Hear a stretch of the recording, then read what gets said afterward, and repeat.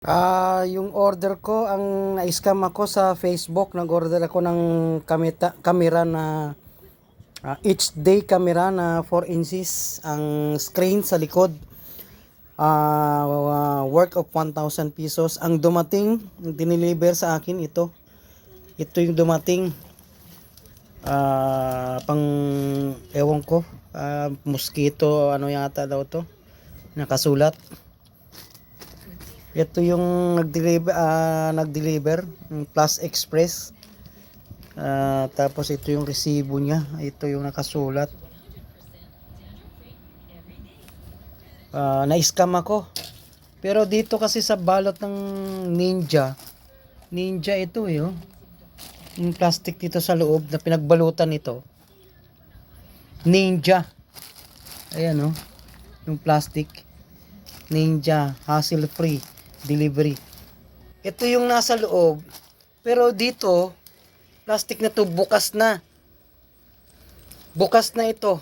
Nung binuksan ko ito, yung Flash Express, bukas na ito.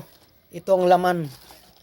Siguro pinalitan o ano o talagang na-scam o scammer yung nag-sealer.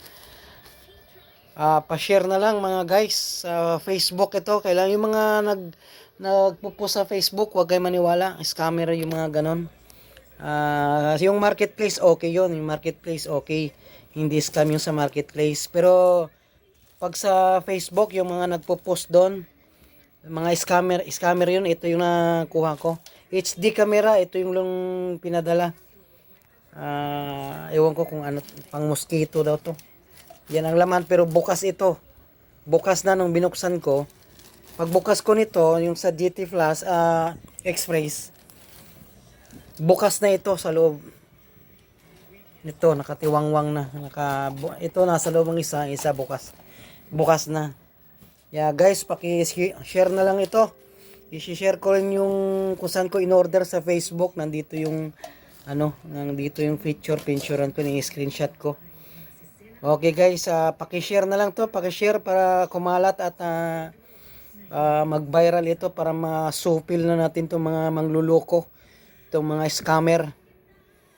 Okay guys, thank you ha. Paki-share ha, share, paki-share na lang mga guys. Thank you, thank you.